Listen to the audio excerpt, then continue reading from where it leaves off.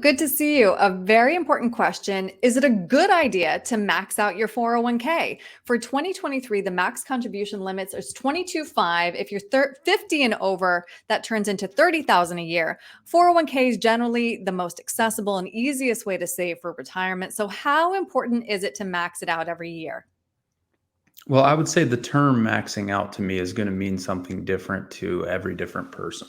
Mhm. And so for some people, if you've got a substantial income and you're able to set that aside, I do think it's always important to be maxing it out to whatever you're comfortable with. Now, obviously, you want to be careful of not, handcuffing yourself financially by putting too much into a 401k plan, because the worst thing to do would be to turn around and try to dip right back into that asset, especially, in your working years or if you're a younger working person. So I think it's very different for each person. But maxing it to what you're comfortable with, I would say, is certainly important. I have heard some people advise contribute up to the max match and no more. Any extra dollars should go into different accounts. How do you feel about that? Yeah, that's something fairly typical that you'll hear, is to keep some of that money basically in your own control. I go Mhm. back and forth with that. Always am advising people to at least contribute enough to get the maximum match from the employer. Right.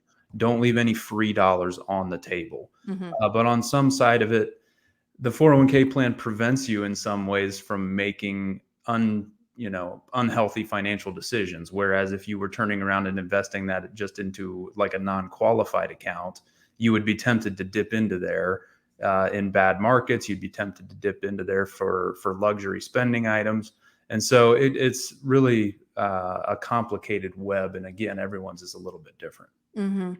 401ks though do have very limited investing options. So when do you advise people branch out and start investing in stocks or ETFs?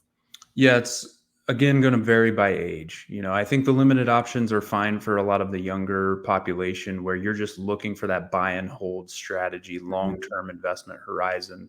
So when you get to that point of maybe you're 20, 15, 5, 10 years from retirement, it's very important to start to think about further diversification.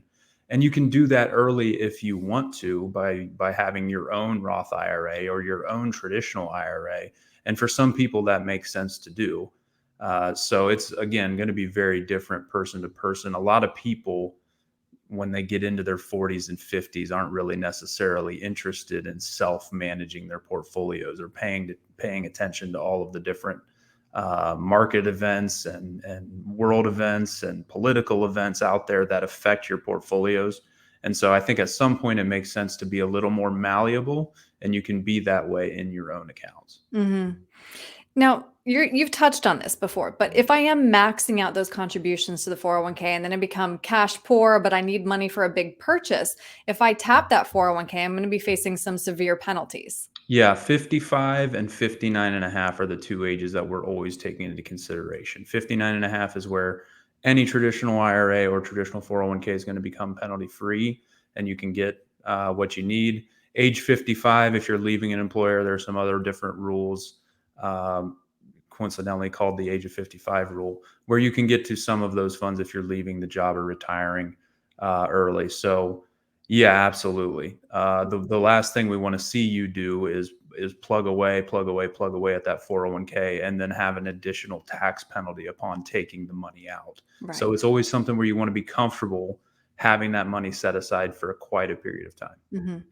What if, though, I'm now 50 and realizing that I haven't saved enough for retirement?